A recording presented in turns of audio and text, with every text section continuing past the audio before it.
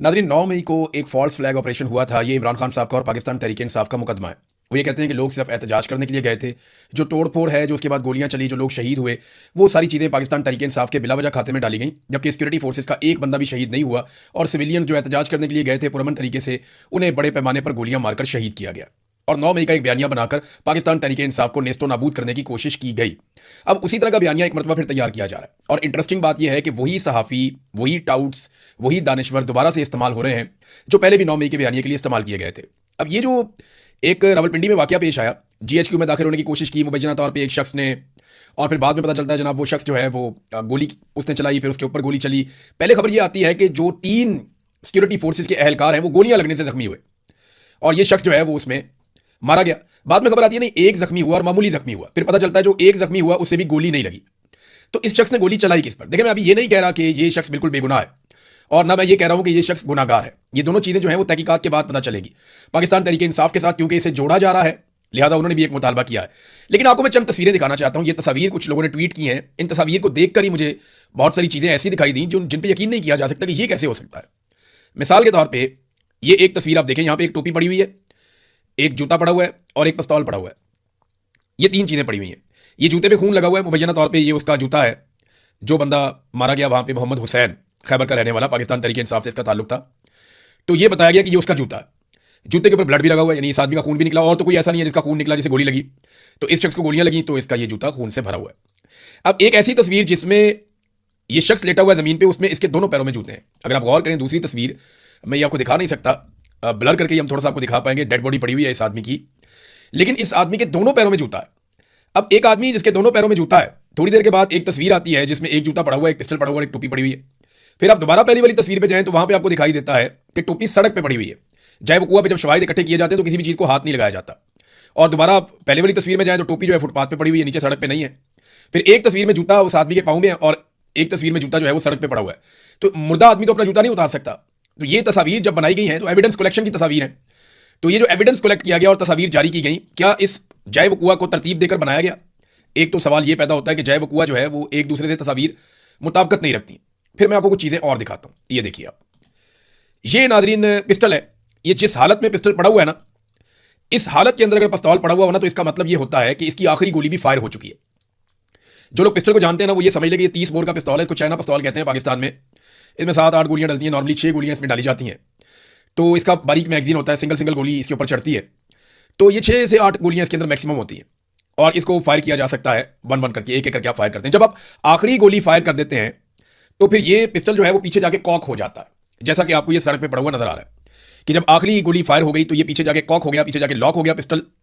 और अब इसके अंदर कोई गोली मौजूद नहीं थी, जिंदा गोली कोई भी मौजूद नहीं थी। यानी जब आखिरी गोली फायर हो गई, पिस्टल खाली हो गया, तो ये पिस्टल जाकर पीछे लॉक हो गया। ये है इसकी साइंस पिस्टल की, और तमाम पिस्तौलों की यही साइंस होती है। लेकिन जब आप ये देखते हैं गोलियां पड़ी हुई, जय वकुआ के बाद जब इन्होंने एविडेंस कलेक्ट किया तो उसकी भी तस्वीर जारी की गई। तो अगर आप गोलियों को देखें तो 5 जिंदा गोलियां मौजूद हैं। जिंदा गोलियां उन्हें कहते हैं जो भी चलाई नहीं गई, जिनको फायर नहीं किया गया, एक छोटे से कप के अंदर। और जो दूसरा जार है छोटा सा, उसके अंदर एक गोली मौजूद है जो 9mm की गोली है, जो फायर हुई है इस पिस्टल से। जबकि पिस्टल का जो मैगजीन है उसको अगर आप गौर से देखें तो उसके अंदर भी गोली। अब बात समझ नहीं आ रही कि यहां पिस्टल खाली पड़ा हुआ है, मैगजीन के अंदर भी गोली है, पिस्टल पीछे जाके कॉक हो गया। ये सारी चीजें एक दूसरे से मैच ही नहीं करती हैं। जो आदमी थोड़ा सा भी पिस्तौल को समझता है, जो आदमी थोड़ा बहुत भी असले के बारे में जानता है, वो हैरान हो जाएगा कि भाई ये कैसा जय वकुआ है कि एक गोली चलने के बाद बाकी गोलियां मैगजीन में है और पिस्टल जो है वो पीछे जाके लॉक हो गया और एक गोली का सिर्फ खौल मौजूद है। और वहां पे जो बाकी खौल मौजूद है वो बड़ी गन के हैं। यानी वो मैं उसको एग्जैक्टली इतना करीब करके देखने के बावजूद भी पहचान नहीं पाया, लेकिन मुझे ऐसा लगता है जैसे वो जो खौल है वो क्लाशनकोफ गन के, या आप समझ लिया एसएमजी गन के, वो दूसरी गन के खौल है, वो इसके खौल नहीं है, बड़ी गन के खौल है। यानी वो राइफल के खौल है जो बाकी मौजूद है वहां पे। तो 30 बोर का सिर्फ एक खौल मौजूद है, यानी एक फायर हुआ 30 बोर से, बाकी फायर हुए राइफल से। और बाद में ये पिस्टल पीछे जाके लॉक हुआ हुआ भी दिखाया गया।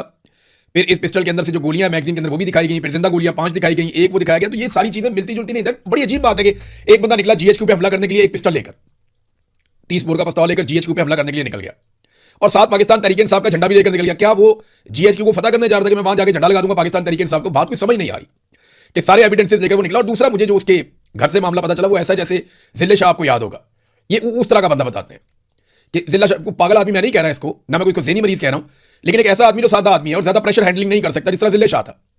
जिले शाह तो बहुत ही प्यारा आदमी था, हर एक से प्यार से बात करता था, लेकिन ये क्योंकि खैबर में पल के बड़ा हुआ जवान हुआ तो ये अग्रेसिव था। वहां पे जिंदगी बहुत मुश्किल है, और तरह की है। वहां पे ये जिले शाह की तरह फिल्में नहीं देख सकते। लेकिन ये इस बंदे के बारे में कहा जाता है कि ज़हनी तौर पर ये मुकम्मल नॉर्मल नहीं था। इससे पहले भी ऐसे वाकयात इस बंदे को लेकर हो चुके हैं। मैं अभी कोई चीज कह नहीं रहा, लेकिन देखें, जब तक इस सारे वकुए की सीसीटीवी फुटेज नहीं आ जाती तब तक हम कुछ नहीं कह सकते। सारी फुटेज आ गई ना, इसको दहशतगर्द बना दिया, इसकी पुरानी फुटेजेस निकाल दी, इसकी तस्वीरें निकाल दी, इसके सोशल मीडिया से चीजें उठा ली, सारा कुछ आ गया। इसके घर वालों तक भी रसाई हो गई, उनको भी बुला के बातचीत कर दी गई, हर चीज हो जाती है, पूरा बयानिया भी घर दिया जाता है, बना दिया जाता है, लेकिन सीसीटीवी फुटेज नहीं आई। अब मुझे बताएं, पाकिस्तान का जो सबसे हसास इलाका है वो कौन सा है? वो जीएचक्यू है। जीएचक्यू पे माजी में दहशतगर्द वाकई में हमला कर चुके हैं। और जब जीएचक्यू पे दहशतगर्दों में हमला किया था, वो पता कैसे किया था उन्होंने? वो गोलियां चलाते हुए उल्टे चल रहे थे, वो यूनिफॉर्म में आए थे और उन्होंने धोखा ये दिया कि वो बाहर की तरफ बिला वजह गोलियां चलाते हुए उल्टे, यानी बैक साइड से वो यूं उल्टे चलते चलते, तो वो सिक्योरिटी फोर्सेज वाले समझे कि हमारे अपने फोर्सेज के लोग हैं जो बाहर से आने वाले दहशतगर्द का मुकाबला कर रहे हैं, तो उनके लिए जगह खुलती चली गई और वो बैक चलते चलते चलते चलते जीएचक्यू के अंदर दाखिल हो गए और वहां पे उन्होंने काफी नुकसान किया था। ये मुझे याद है अच्छी तरह, तब हम रिपोर्टिंग करते थे। तो वहां जीएचक्यू के आसपास तो चप्पे चप्पे पे कैमरा लगा हुआ है, एक एक जगह पे सीसीटीवी फुटेज है। ये फुटेज सामने लाई जानी चाहिए। जब इतना कुछ सामने लाया गया, इतना बड़ा एक बयानिया बनाया गया, तो फुटेज भी सामने आनी चाहिए। अब इस पे जो है वो शुरू के अंदर जो रावलपिंडी पुलिस के ग्रुप के अंदर जो व्हाट्सएप पे एक बयान चला था, पहला बयान वो क्या था? थाना आरे बाजार की हदूद में फायरिंग का वाकया, फायरिंग से शहरी कत्ल, लाश अस्पताल मुंतकिल कर दी गई। फायरिंग का वाकया रावलपिंडी के हसास तरीन इलाके में पेश आया, मकतूल की शनाख्त ताहाल नहीं हो सकी, मुलजिमान मौके से फरार होने में कामयाब हो गए, यानी जिन्होंने मारा वो भाग गए। पुलिस मौके पर पहुंच गई, वाकया की तहकीकात का आगाज कर दिया गया। ये पहली खबर जो दी गई उसके अंदर वो ये दी गई व्हाट्सएप ग्रुप के अंदर। लेकिन फिर ऐसा ऐसा पता चला ये पाकिस्तान तहरीक इंसाफ का कारकुन है, ये झंडा लेकर आया हुआ था, जीएचक्यू पे हमलावर था, इसके बाद एक पिस्तौल था, और ये सारी चीजें कोई जितने शवाहिद, यानी हर वो चीज चाहे वो कुआ से मिली है जो पाकिस्तान तहरीक इंसाफ को जीएचक्यू पे हमले का मुलजिम या मुजरिम बना सकती है। यानी सादी बात मैं करूं तो इसको आप ऐसे ले लें कि हर चीज वहां पहुंचाई गई या पहुंच गई खुद से, जिसके जरिए से पाकिस्तान तहरीक इंसाफ को इस मामले से जोड़ा जा सके। बजाय तो अब यही दिखाई देता है। पाकिस्तान तहरीक इंसाफ ने मौक़िफ़ दिया है मोहम्मद हुसैन के बारे में। पाकिस्तान तहरीक इंसाफ एक पुरअमन आईनी और जमहूरी जद्दोजहद पर यकीन रखने वाली जमात है। पार्टी ने हमेशा अपने सियासी और जमहूरी मकासद के लिए पुरअमन जद्दोजहद का रास्ता इख्तियार किया है। रावलपिंडी में पेश आने वाला वाकया अफसोसनाक है, इंतहाई तशवीशनाक है। गैर जानिबदाराना, शफाफ और जुडिशल तहकीकात का हम मुतालबा करते हैं ताकि असल हक़ाइक़ कौम के सामने लाए जा सके। किसी बेगुनाह फर्द या सियासी जमात को महज इल्ज़ामात और सियासी मफादात की बुनियाद पर जिम्मेदार ना ठहराया जाए। पीटीआई तशद्दुद की हमायत नहीं करती और ना ही ऐसे इक़दामात को अपनी सियासी जद्दोजहद का हिस्सा समझती है। अगर कोई फर्द कानून शिकनी में मुलव्वस है तो इसके खिलाफ कानून के मुताबिक कार्रवाई होनी चाहिए। ताहम तहकीकात मुकम्मल होने से पहले किसी सियासी जमात या इसके कारकुनान पर इल्ज़ाम आयद करना काबिल कबूल नहीं है। फिर उन्होंने कहा कि नून लीग जिसकी सियासी तारीख में माजी के पुरतशद्दुद वाक़यात और गुल्लू भट्ट जैसे किरदारों का हवाला दिया जाता है, उसकी जानिब से वाक़ये के फ़ौरन बाद सियासी इल्ज़ामात आयद करना, चंद मिनटों के अंदर प्रेस कॉन्फ्रेंस के जरिए एक मखसूस बयानिया कायम करने की कोशिश करना कई संजीदा सवालात को जन्म देता है। मुकम्मल तहकीकात की जाए, शवाहिद के असूल और हक़ाइक़ के तयन से पहले इतनी जल्दी में कोई सियासी नतीजा अखज़ ना किया जाए, इसकी ज़रूरत क्यों पेश आई, ये भी उन्होंने सवाल किया। और देखें, सीसीटीवी फुटेज के बारे में पाकिस्तान तहरीक इंसाफ के लोगों ने बात की और बार बार बात की कि आप सीसीटीवी फुटेज इसकी निकालें और जो शवाहिद हैं और तहकीकात हैं वो आवाम के सामने लेकर आए और इसकी एक जुडिशल गैर जानिबदाराना इंक्वायरी करवाई जाए। अब ये इल्ज़ाम ना पहली दफा नहीं लगा, पाकिस्तान तहरीक इंसाफ पे ऐसे इल्ज़ाम पहले भी लगते रहे हैं, ऐसे इल्ज़ाम एएनपी पे भी लगे हैं, ऐसे इल्ज़ाम पीपल्स पार्टी पे भी लगे हैं और जमातों में भी लगते रहे। मैं आपको एक खबर दिखाता हूँ, ये देखें आप, ये देखें, नवाज हुकूमत ने फौज से मुकाबले के लिए असलहे के 7 ट्रक तकसीम कर दिए। अंदाजा करें आप, ये नून लीग के खिलाफ अखबार में खबर छपी हुई है। ये फौज की जिससे भी लड़ाई हो जाती है ना, मिलिट्री एस्टेब्लिशमेंट की, वो उसको दहशतगर्दी बना देते हैं। ये नून लीग के खिलाफ खबर छपी है। नवाज हुकूमत ने फौज से मुकाबले के लिए असलहे के 7 ट्रक तकसीम किए, 50 नौजवानों को कबायली इलाके में दहशतगर्दी की तरबियत दी गई और आबीबी के फंड से रकूम फराहम की गई। सरदार मेहताब और सैफुर रहमान अहम किरदार थे। वजीर दाखिला मुइनुद्दीन हैदर ने मनसूबे की तस्दीक कर दी। माजी में नून लीग के ऊपर इस किस्म के इल्जाम भी लगे कि इन्होंने 7 ट्रक असले के जो है वो तकसीम किए। ये तो अभी पीटीआई के ऊपर भी इल्जाम लग रहे हैं, लेकिन बात यह है कि नून लीग की तो डील हो जाती है ना, इमरान खान बस डील नहीं करता, प्रॉब्लम यहाँ पे आ गई है। तो एस्टैब्लिशमेंट को एक लंबी इनिंग खेलनी पड़ेगी, एक लंबा मैच खेलना पड़ेगा इमरान खान साहब से। इतनी जल्दी तो जान नहीं छूटती और इमरान खान जान छोड़ने वाला है भी नहीं, हम सब जानते हैं। अलीमा खानम ने इमरान खान साहब की हेल्थ के हवाले से और उसके बाद कल के दिन में कुछ पैगाम दिए, मैं आपके साथ शेयर करना चाहूंगा, वो बहुत इंपॉर्टेंट है। उन्होंने कहा जी पीटीआई को इससे भी ज्यादा करना चाहिए जितना वो कर रही है। मैं स्ट्रीट मूवमेंट के लिए गई तो मैंने देखा कि लोग बहुत गुस्से में, करोड़ों लोग इमरान खान के साथ खड़े हैं। इमरान खान साहब को जल्द रिहा करवाएंगे इंशाल्लाह। फिर इमरान खान साहब की बहन अलीमा खानम ने कहा कि तहरीक इंसाफ के रहनुमाओं ने कहा था कि मुलाकात करवा दें, सियासी गुफ्तगू नहीं होगी। उन्होंने कहा जी हम तीनों बहनों ने इस बात पर इत्तफाक किया है कि हम बाहर आकर कोई सियासी बातचीत नहीं करेंगे, आप हमारी इमरान खान साहब से मुलाकात करवा दें। फिर डॉक्टर उज़मा खानम ने कहा कि एजेंसी की मर्जी के बगैर जेल से कोई खबर बाहर नहीं आ सकती। हम तब यकीन करेंगे या तो इमरान खान हमें खुद बताएं या फिर डॉक्टर ऑफिशियली रिपोर्ट करें जैसे आंख की रिपोर्ट दी गई थी, वरना हम यकीन नहीं करेंगे। फिर उन्होंने कहा कि हमारे भाई का एक एसओपी है, हमने अपने भाई के साथ एक चीज तय कर रखी थी। ये अलीमा खानम ने कहा कि सेहत के मामले पर जाती डॉक्टर या फैमिली के अलावा कोई बात नहीं करेगा। यहां हर एक ने मुंह खोल लिया है, जिन्होंने ये एजेंसियों की बातें शुरू की हैं अब वो जवाब दें। यहां तक कह दिया कि उनको जेल में खत्म कर दिया गया है। ये गालिबन वजाहत सईद खान साहब की खबर के हवाले से कह रही है। हम आपसे मौतबाना कह रहे हैं कि इमरान खान के ऊपर एजेंसियों का एजेंडा लेकर ऐसी बात ना करें। ये खबरें फैला रहे हैं कि कल को मुर्सी मॉडल अपना सकें। मुर्सी मॉडल मैंने आपको 2 दिन पहले एक वीलॉग में बताया था, वो आप वीलॉग निकालकर जरूर सुनिएगा। आपको आइडिया होगा कि मोहम्मद मुर्सी को अल-सीसी ने, जो वहां का फील्ड मार्शल था मिस्र का, उसने कैसे कत्ल किया मुबैना तौर पे, और कैसे उसका जवान बेटे को भी हार्ट अटैक में कत्ल किया गया, और किस तरीके से उसने मिस्र पे कंट्रोल किया। इमरान खान बार बार कह चुके हैं कि आसिम मुनीर मुझे मुर्सी की तरह मार देगा, अल्लाह इमरान खान साहब की हिफाजत फरमाए। तो ये उन्हें खतरा इसी बात का है जो इमरान खान साहब पहले कई मरतबा कह चुके हैं। अब नाज़रीन, एक और चीज इसमें यह है कि सुहेल अफरीदी ने स्ट्रीट मूवमेंट का आगाज कर दिया। खैबर से वो अपना काम शुरू करने जा रहे हैं। लेकिन देखिए, स्ट्रीट मूवमेंट सुहेल अफरीदी नहीं चला सकते, मैं आपको फिर कह रहा हूं। उन्होंने सिर्फ मोटिवेशन लेकर आनी है, तहरीक के अंदर जान डालनी है, मोमेंटम बनाना है। जो स्ट्रीट मूवमेंट है वो गलियों मोहल्लों में, चौराहों में, एक एक घर पे दस्तक देके, एक एक बंदे से बात करके, वो आपको हजारों लोगों की टीमें बनानी पड़ेगी जो हर गली हर मोहल्ले तक जाएंगे और जाकर स्ट्रीट मूवमेंट चलाएंगे। उसे कहते हैं स्ट्रीट मूवमेंट, जिसमें आप हर दरवाजा खटखटाते हैं, उसको बताते हैं कि ये मसला है, यहां तक मामला पहुंचा है, हमने इससे आगे बढ़ना है, क्या आप हमारे साथ चलेंगे। आप लोगों को रजिस्टर करते हैं, साथ शामिल करते हैं। इसको स्ट्रीट मूवमेंट की तैयारी कहते हैं। लेकिन उस हवाले से अभी तक हमें कुछ भी दिखाई नहीं दे रहा। लेकिन सुहेल अफरीदी साहब अपनी एक्टिविटीज शुरू करने जा रहे हैं। तहरीक इंसाफ ने यहां लाहौर में एक मरतबा फिर दरखास्त दे दी। उन्होंने कहा जी कि 14 अगस्त पे हम जलसा करना चाहते हैं। इससे पहले उन्होंने कहा जी 5 अगस्त को जलसा करना चाहते हैं, उन्हें इजाजत नहीं मिली। अब वो 14 अगस्त को जलसा करना चाहते हैं। उन्होंने कहा जी हम जश्न आज़ादी के शाह निशान एक बड़ा इकट्ठ करेंगे, हम जलसा करना चाहते हैं, मीनार पाकिस्तान पे हमें इजाजत दी जाए। चलिए, अगर मीनार पाकिस्तान पे इजाजत नहीं देते तो हमें किसी और मकाम पर लाहौर में इजाजत दे दें जलसा करने की, हम जलसा कर लेंगे। तो अभी तक तो तहरीक इंसाफ को इजाजत नहीं मिली जब से आसिम मुनीर साहब का दौर आया। अब देखते हैं इजाजत मिलती है या नहीं मिलती।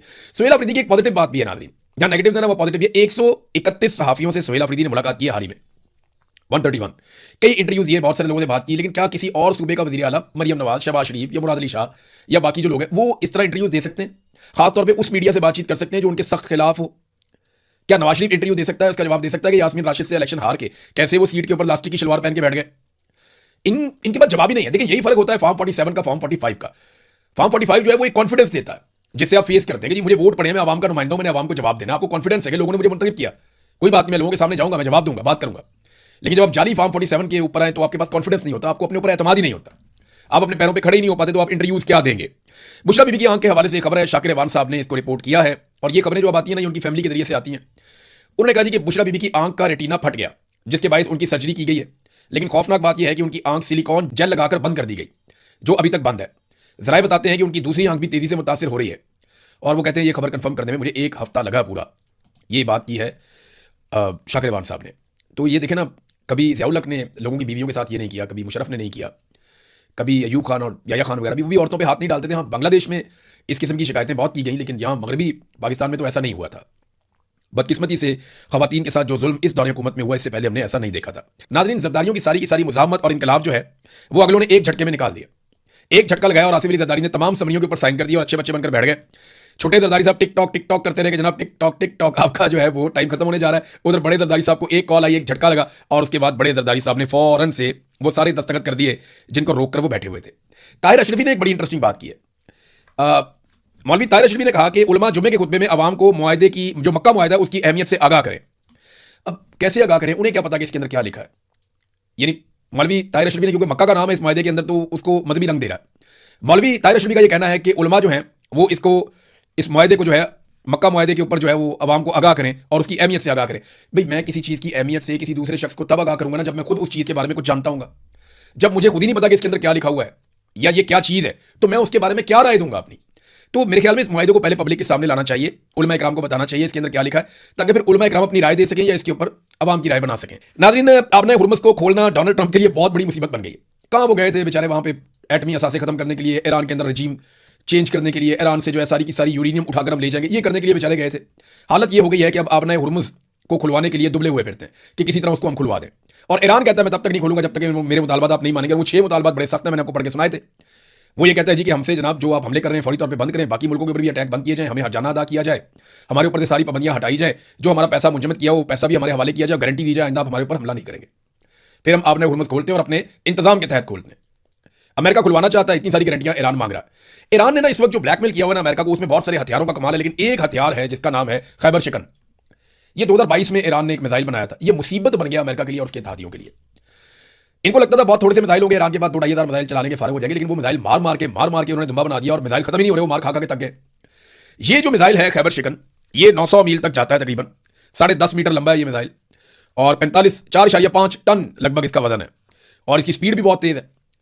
और फंसा हुआ है अमेरिका। 550 किलो का वॉर हेड भी लेकर चला जाता है अपने साथ, और इस मिसाइल को इंटरसेप्ट करना बहुत मुश्किल है। ये अपना रुख इस तरीके से तब्दील करता है बैलिस्टिक मिसाइल, और अपने टारगेट पे ऐसे जाता है कि अमेरिकन को लगता है कि ये अनबिलीवेबल है। बहुत शानदार हथियार है जो ईरान ने तैयार किया है, खैबर शिकन, और इसने मुसीबत डाली हुई है अभी तक अमेरिका को और उसके इत्तेहादियों को। अब तक के लिए इतना ही, अपना ख्याल रखिएगा, अपने चैनल का भी। अल्लाह हाफिज़।